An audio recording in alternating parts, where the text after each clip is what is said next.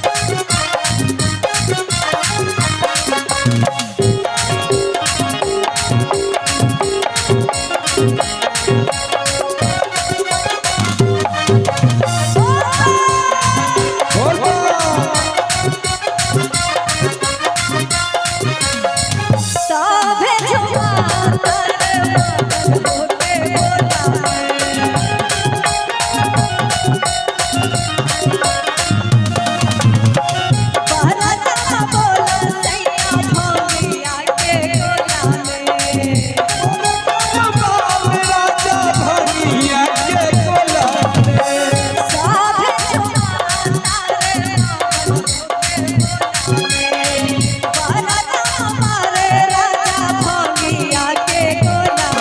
हैं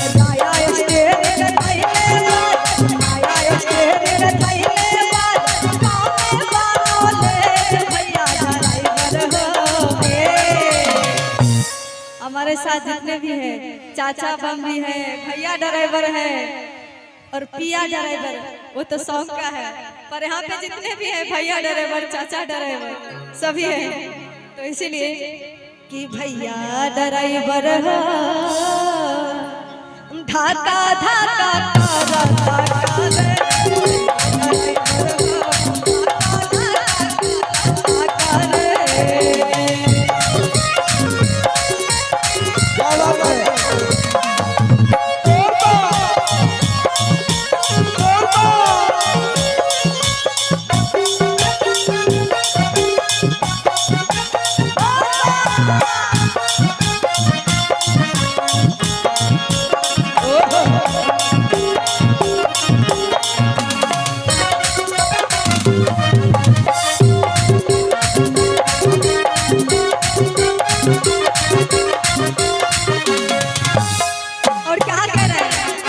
जल लेके कहाँ से आए? सुल्तानगंज से आए हैं ना। सिवान से क्या बात है। अभी सुल्तानगंज सुल्तानगंज से सुइया पहाड़ हो। आगे सुइया पहाड़ हो। कालिया के तेज जानी करा रखा तार हो। कालिया के तेज जानी करा रखा तार हो। सुल्तानगंज से आगे सुइया पहाड़ हो। कालिया के तेज जानी करा रखा तार हो। अब क्या कर रहे हैं? सुल्तानगंज से आगे सुइया पहाड़ हो। गरिया के तेज जानी करा रफ्तार हो। पर ये बम लोग जो है पत्नी बम को सुनते कहाँ हैं? फिर भी 100 का स्पीड में चलाना है। पत्नी बम वहां से कॉल करती है और पहले ही समझा के भेज देती है। ऐसे करिएगा कि नया स्टेरिंग धइले पर नया स्टेरिंग धइले पर ले पिया ड्राइवर हो। ड्राइवर हो धक्का